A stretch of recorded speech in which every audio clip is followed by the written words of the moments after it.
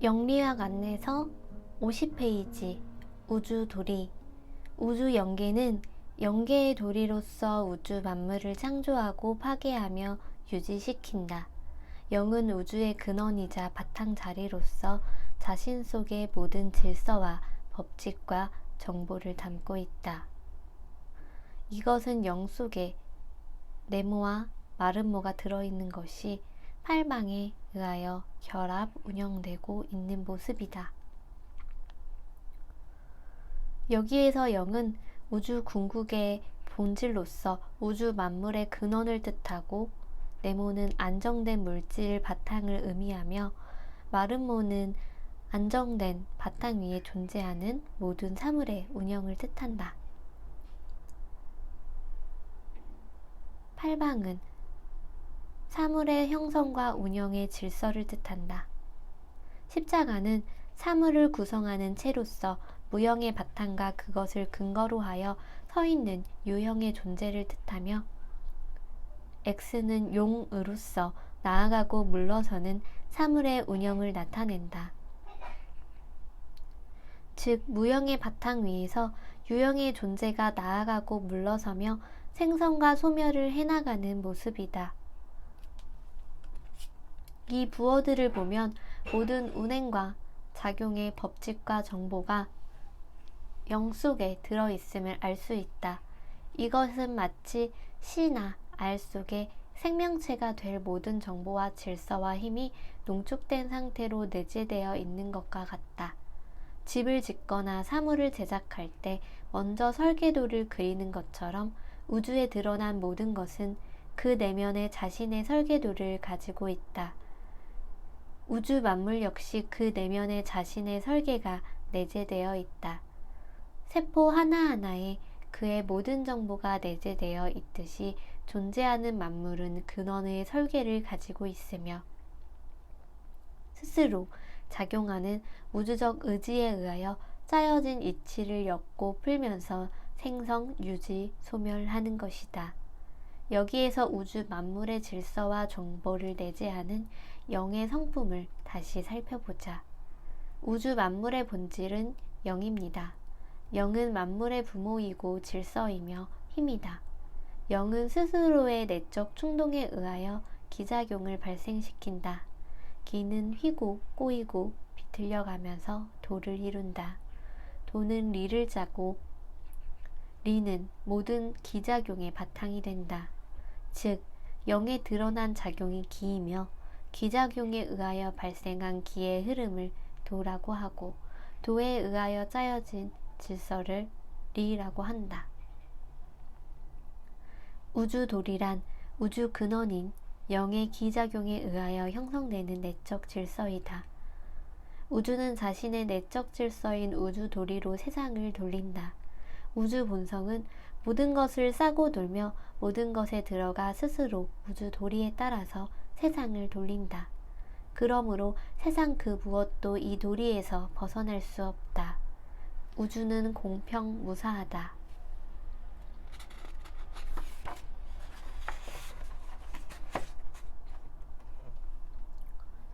우주의 보편적 특성은 공평성과 항상성과 무한성과 영원성이다. 우주는 공평성이 있어 편향되지 않고 항상성이 있어 늘 그렇게 존재하며 무한성이 있기에 제한적이지 않고 영원성을 지니고 있어 계속한다. 이런 특성을 바탕으로 만물을 낳고 기르고 거둔다. 또한 끊임없이 출렁이면서도 균형을 잃지 않고 헤아릴 수 없이 다양한 모습을 지니면서도 궁극적으로는 조화롭게 조정해 간다. 이 균형과 조화야말로 우주의 특성이며 그 자체라 할 수 있다. 모든 사람과 사물은 자신이 가진 고유한 성품 때문에 독특한 개성을 지닌다. 개성을 지니는 것 자체가 이미 한쪽으로 편중되는 것이다. 편중된 성품과 물성은 개체의 의지, 즉 사사로운 의지를 일으키게 된다. 이 편중으로 인해 끊임없는 욕망에 사로잡혀 우주 도리에 따르지 않고 자신에게 집착하는 것이다. 그러나 우주의 도리는 편향되지 않아서 개체의 뜻에 일일이 맞추지 않고 무심하고 부정하게 대도를 운영해 간다. 이러한 모습이 어질지도 사랑하지도 않은 것처럼 보일 수도 있다. 하지만 우주가 어느 특정한 것에 특별한 정을 갖게 되면 순환의 질서는 깨어지고 대도는 사라지며 그로 인해 전체가 무너지고 만다. 성경에서 예수님이 이제 나는 곧 사람들에게 죽임을 당할 것이다 라고 했을 때 곁에 있던 베드로가 선생님께서 사람들 손에 붙잡혀 처형을 받으시다뇨. 그건 안 될 말씀입니다. 우리는 선생님을 그대로 보내드릴 수 없습니다 라고 하면서 앞을 가로막으니 예수께서는 사탄아 물러서라. 내가 어찌 하나님의 일은 생각하지 않고 사람의 일만 생각하느냐 하고 무섭게 책망했다고 한다. 예수께서는 베드로의 지극히 인간적인 면을 탓한 것이 아니라 인간의 뜻이 하늘의 대소를 거스르는 것을 나무란 것이다. 인간은 누구나 무한하고 영원하게 모든 것을 보장받고 누리려 한다. 남다른 지위와 명예와 권력과 재물을 마음껏 누리면서 무병방수하기를 꿈꾸지만 어느 누구도 그것을 이룬 자가 없다. 우주 질서가 그것을 허락하지 않기 때문이다. 우주는 끊임없이 출렁이므로 때로는 편중되고 때로는 왜곡되어 보이지만 그것을 바라보는 자의 편향된 시각 때문에 그렇게 보이는 것일 뿐 우주는 언제나 공평하고 무사하다. 공평한 우주는 절대로 어떠한 특정한 자만을 편애하지 않는다. 만약에 우주 도리를 무시하는 사사로운 마음의 소유자가 이 세상을 마음대로 조종하게 된다면 세상은 아마도 모든 조화와 균형이 끝내 깨지고 파멸하게 될 것이다. 그러나 우주는 절대의지로서 무심하게 우주를 경영해 간다. 세상에 집착하는 무지와 사사로운 정은 우주 도리로부터 점점 멀어지게 한다. 따라서 자신의 왜곡되고 편중된 자를 버리고 겸허한 마음으로 절대자, 절대척도를 받아들여야 한다. 우리가 궁극적으로 깨달아야 할 것은 우주 도리이다. 세상 도리를 깨닫는 것은 작은 깨달음이지만 우주 도리를 깨닫는 것은 큰 깨달음이기 때문이다.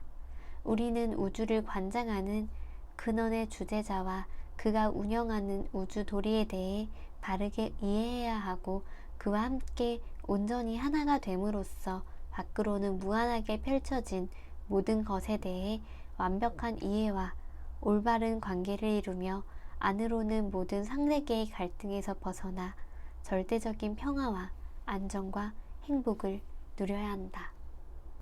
54페이지 세상도리. 위에 세상도리의 그림을 보면 물질화된 세상 속에 본질인 영이 들어가서 주도하고 있다. 이것은 우주 본질인 영이 네모와 마름모 속에 들어가서 주도하고 있는 모습이다. 영은 우주 궁극의 본질로서 우주 만물의 근원을 뜻하고 네모는 안정된 물질 바탕을 의미하며 다이아몬드, 마르모는 안정된 바탕 위에서 운영되고 있는 모습을 뜻하고 팔방은 사물을 짜는 이치와 운영의 질서를 뜻한다. 우주 도리는 우주 근원인 영의 내부에 사물의 구성과 운영의 질서인 이것이 들어가는 반면 세상 도리는 우주 본질인 영이 들어있으면서 세상을 주도한다. 영계는 모든 것을 자신의 내부의 정보로 내재하고 있으며 세상은 영의 물질의 내부로 들어가서 세상을 주도하면서 잠재되어 있던 것을 밖으로 구현해낸다. 영계와 세상은 이러한 도리와 질서와 법칙에 의하여 운영되는 것이다. 그런데 우주 본질인 영 속에 있던 것들이 어떻게 세상으로 드러날 수 있을까? 그 비밀은 무한대 이것에 있다. 무한대를 나타내는 꼬인 고리 형태 메비우스의 띠를 만들어 한 면을 손을 대고 계속 따라가 보면 밖에 있던 쪽이 안으로 들어가게 되고 계속하면 다시 밖으로 나오게 된다.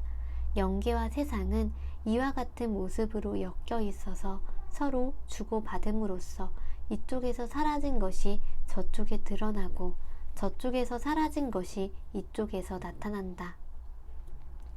이와 같이 안에 숨겨져 있던 것이 밖으로 드러나고 밖에 있던 것이 안으로 농축되어 들어가는 것이다. 이것이야말로 우주의 가장 비밀스러운 현상이며 우주가 무한하고 영원할 수 있는 근본 원리이다. 이러한 원리는 모든 사물과 생명에 적용되어 생성, 유지, 소멸의 바탕이 된다. 이를 인체에서 보면 좌뇌는 우측 몸을 지배하고 우뇌는 좌측 몸을 지배한다. 이렇게 상하, 좌우가 꼬여서 운영되는데 이것이 꼬인구리가 갖는 생명력이며 영원성이며 무한성이다. 만약 이러한 돌리는 이치가 없다면 우주는 일회성으로 끝나고 말 것이다. 알에서 나온 생명체는 다시 알을 가질 수 없게 되고 씨에서 싹터 자란 나무는 다시 열매를 맺지 못할 것이다. 난자와 정자의 만남으로 이루어진 생명체가 다시 난자와 정자를 갖지 못하고 씨앗이 싹터 자란 나무가 다시 씨앗을 맺지 못하게 되면 우주는 영원성을 잃어버리고 만다. 따라서 이것이야말로 모든 생명이 살아나고 사라지는 근본 원리이며 기본 운동이라고 할 수 있다. 이 세상은 내재되어 있던 우주 본질이 물질화되어 세계의 상으로 드러나서 작용하는 세계이다. 다시 말하면 물질화된 이 세상은 다름 아닌 바로 우주 근원인 영이 스스로 자체 분화한 자신의 모습인 것이다. 우주의 본질인 영이 자신의 내부에서 일어난 상대적 운동의 저항을 받아 형상을 갖게 되고 영은 사물의 내부로 들어가서 그를 통하여 우주 도리를 실행해 간다. 물질화된 모든 것은 본질의 변형된 모습일 뿐 본질은 하나이다. 이는 불교에서 말하는 공이 색이요 색이 공이라는 공즉 시색, 색즉 시공과 같다. 그런데 여기에는 조건이 다른다. 우주 본질인 영은 하나이지만 영은 조건에 따라 형상과 기질을 달리한다는 것이다. 따라서 우리가 세상 만물의 본질을 이해하려면 세상 만물의 형상과 기질을 이해하고 나아가 그 너머에서 세상 만물을 조종하고 있는 우주 본질인 영을 찾아내야만 한다. 세상 만물 속에 그를 존재하게 한 근원인 우주 본성이 들어와 있다는 사실은 우리에게 다시 없을 희망이다. 왜냐하면 우주 본질은 모든 사물 속에서 엄정하게 우주적 대순환의 질서를 실행하고 있기에 세상 만물을 통하여 우주 본성인 영을 만날 수 있기 때문이다. 물질 육신을 바탕으로 존재하고 있는 자신이 우주 본성과 만날 수 없다면 우리는 영원히 근원과 통할 수 없고 근원과 하나가 될 수 없다. 그러나 잘 보면 모든 세상 만물 속에는 우주 본성이 들어있으며 우주 본성이 주도하여 각자의 삶을 영위해가고 있다. 우리의 가장 깊은 내면에 우주 본성이 자리하고 있으며 그와 나는 궁극적으로 하나인 것이다. 우리는 본질인 그와 만나기 위해 자신의 내면으로 깊이 들어가야 한다. 겉몸은 본성이 운영하는 도구이며 수단일 뿐 본성은 가장 깊은 곳에 내재되어 있으면서 나를 주도하고 있기 때문이다. 우주의 모든 것은 그 구성이 이렇게 층층이 되어 있다. 속에 영이 있고 그 속에 영 속에 물질이 들어있으며 그 안에 다시 영이 들어있다. 여기에서 물질은 유형의 물질성을 뜻하며 영은 무형의 우주 본질을 뜻한다. 세상 모든 것은 이들이 매우 복잡하게 중첩적으로 구성된 것이다. 우리는 때로 세상 모든 것과 통한다는 것 같다가도 어떤 때에는 어느 것도 통하지 않는 것처럼 느끼게 된다. 그 이유가 바로 여기에 있다. 물질로 인식될 때는 정해진 이치와 틀이 있어 대상에 대한 인식이 확실하게 다가온다. 그러나 영이 작용하고 있을 때는 형상이 없고 이치도 숨어 있어 인식이 어렵다. 그러나 이것이야말로 계속하게 하는 원리이며 이러한 도리에 의해 우주 사물은 어느 하나의 모습으로만 머물지 않고 끊임없이 무성하게 변화하는 것이다. 우리는 이러한 도리를 밝혀감으로써 진화, 발전할 수 있다. 지금까지 설명한 우주 도리와 세상 도리를 바탕으로 한글이 절대계인 영에 내재된 도리 속에 어떻게 녹아있는지 자료를 확인해 보자.